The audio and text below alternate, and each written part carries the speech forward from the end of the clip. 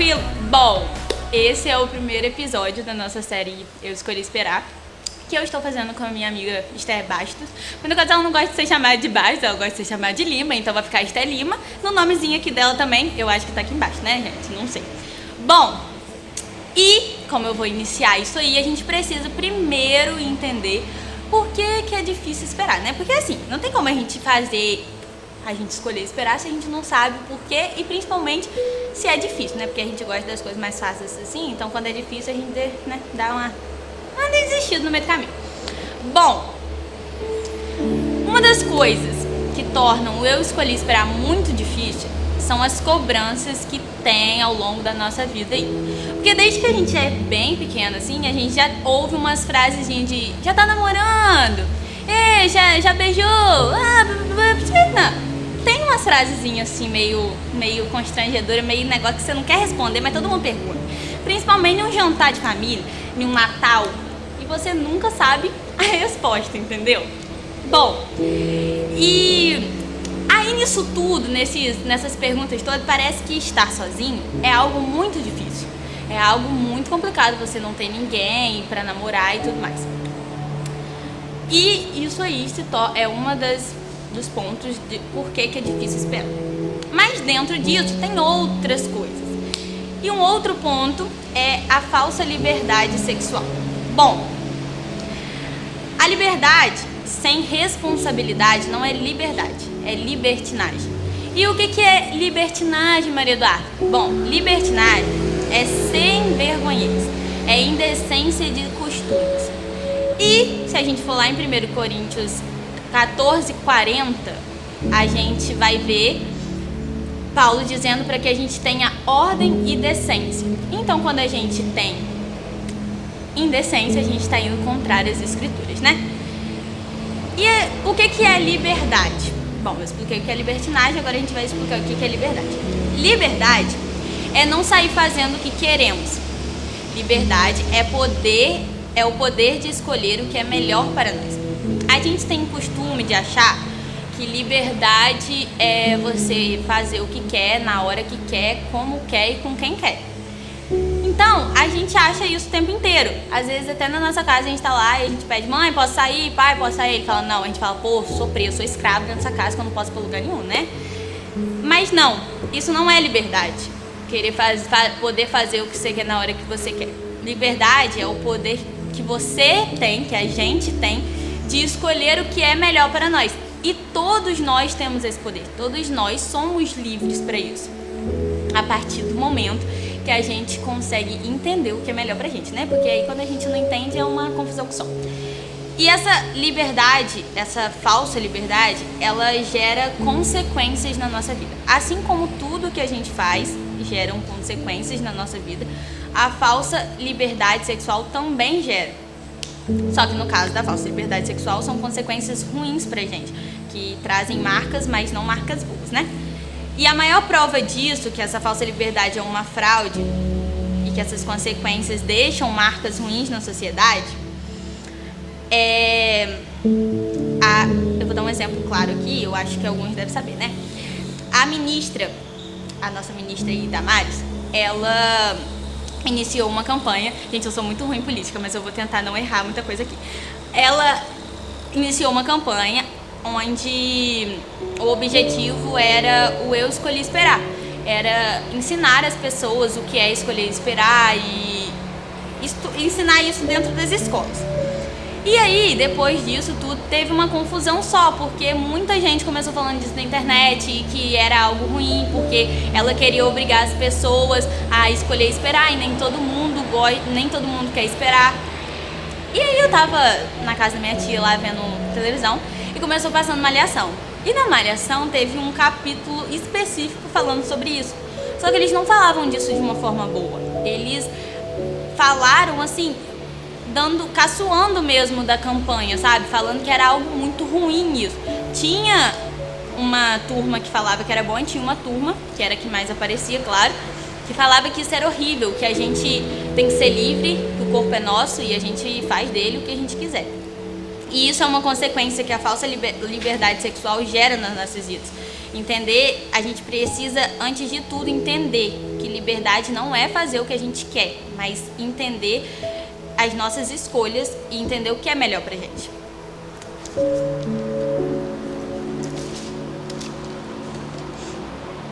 Vamos lá. Eu falei, né, que a falsa liberdade sexual gera consequências nas nossas vidas. Que consequências? Bom, uma das consequências é o fato da gente deixar marcas profundas nas nossas vidas. Como assim? A gente, primeiramente de tudo, muita gente acha, né, não vou generalizar, que guardar sexualmente para o casamento não é algo assim que só as pessoas, só a religiosidade pode fazer. É uma questão somente religiosa. Mas não é uma questão somente religiosa. Guardar sexualmente para o casamento é muito mais que isso. É uma escolha que produz bênçãos nas nossas vidas. E bênçãos que a gente vai levar assim pro resto das nossas vidas. Porque quando a gente não sabe esperar nessa área, assim como nas outras também, a gente fica marcado e essa marca vai gerando consequências em relacionamentos que a gente vai tendo e a gente vai levando isso pra frente. A relação sexual é algo puro e criado por Deus.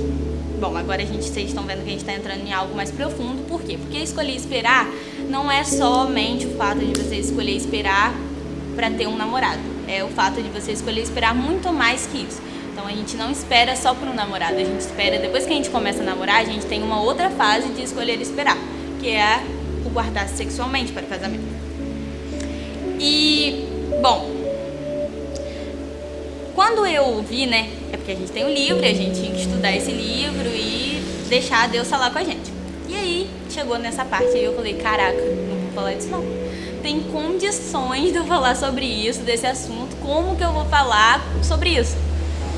E aí, Jesus começou a falar comigo e eu fui entendendo ao longo que a relação sexual não é algo como o mundo impõe pra gente, algo sujo, algo imundo, que é ruim de falar. Mas não é, porque foi criado por Deus e Deus não faz nada sujo, tudo que Ele faz é perfeito. Então, a relação sexual é algo puro e foi criado por Deus. A diferença é que o mundo nos impõe uma versão pirata do que é relação sexual. É meio que uma cópia bem barata e falsificada, assim, que o diabo fez. Aí ele foi lá, fez uma cópia bem barata e falsificada do que Jesus fez e toma aqui. Aí o mundo foi adotando isso e é o que a gente mais vê. Hoje em dia é a versão pirata e bem falsificada, né? Mas tem a versão original, que é bem melhor, né? Porque a versão pirata, ela sempre trava, sempre dá aqueles errozinhos lá que estressa. E a versão original é algo bom. É algo assim que não vai te dar estresse, que não vai, entendeu? E a gente precisa entender isso. A gente precisa entender que não é algo imundo você entender as vontades de Deus, entender o que é relação sexual. Relação sexual, como eu falei, não é algo entendeu? Então vamos lá. O outro ponto, que no caso eu já falei um pouco lá em cima, mas agora a gente vai se aprofundar um pouco mais, é as pressões para não esperar. Bom, eu falei lá no início, né, que a gente, desde muito cedo, a gente sofre a pressão de, já tá namorando, você já tá com namoradinho, já tá beijando, isso, aquilo, e isso vai gerando na gente pressões.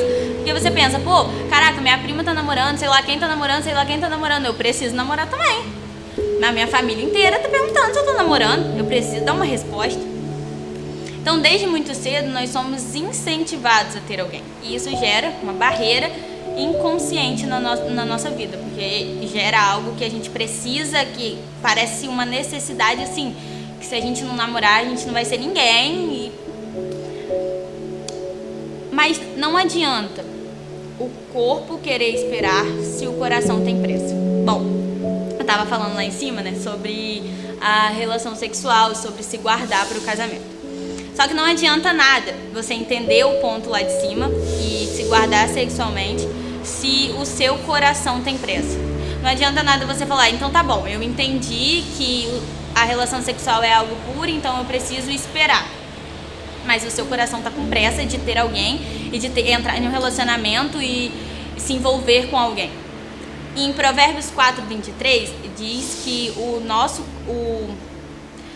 coração tem que estar dentro, tem que estar guardado. A gente tem que guardar o nosso coração, porque dele procedem as coisas boas. Então, quando a gente não guarda o nosso coração, a gente se fere de forma que quando a gente encontrar alguém, por mais que essa pessoa seja a pessoa que Jesus colocou na sua vida, você vai tratar ela de forma errada, você vai magoar ela, porque em outros relacionamentos você se feriu, então você vai descontar isso nela, e aí vai gerar consequências ruins no seu relacionamento, que era para ser algo abençoado, porque foi dado por Deus a você. Então, não adianta a gente se guardar se a gente não consegue guardar o corpo, se a gente não consegue guardar o coração.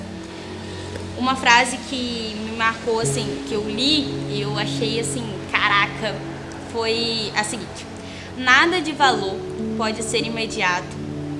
O que é de valor é gerado pelo tempo. Então, o relacionamento, ele é algo valioso, é algo que Jesus te dá para você cuidar de uma outra pessoa, e a outra pessoa está cuidando de você.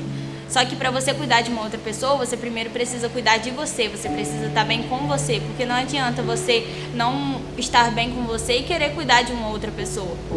É totalmente sem nexo.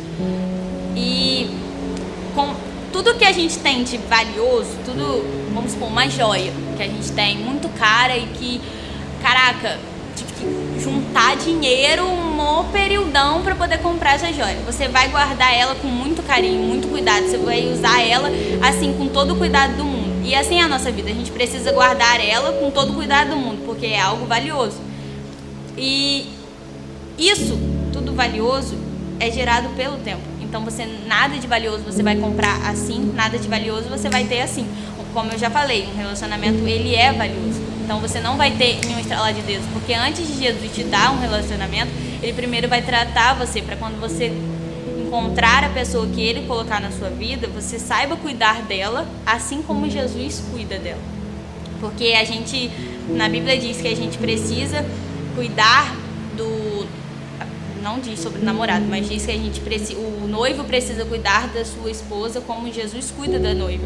Então a gente precisa agir como Jesus manda a gente agir e tratar as pessoas como ele nos trata. Amém? Valeu?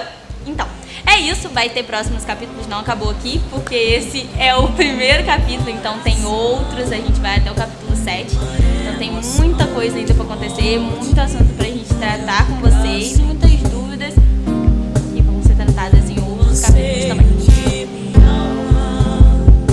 Ensinou-me a superar, me mostrou várias razões para quem pudesse esperar. O tempo de Deus na minha vida, o tempo de Deus pros meus sentimentos, o tempo de Deus para o milagre, o tempo de Deus vai se cumprir. O tempo de Deus para minhas promessas, o tempo de Deus para me acurar, o tempo de Deus para me exaltar, o tempo de Deus, o tempo de Deus na minha vida, o tempo de Deus para os meus sentimentos, o tempo de Deus para o milagre, o tempo de Deus vai se cumprir.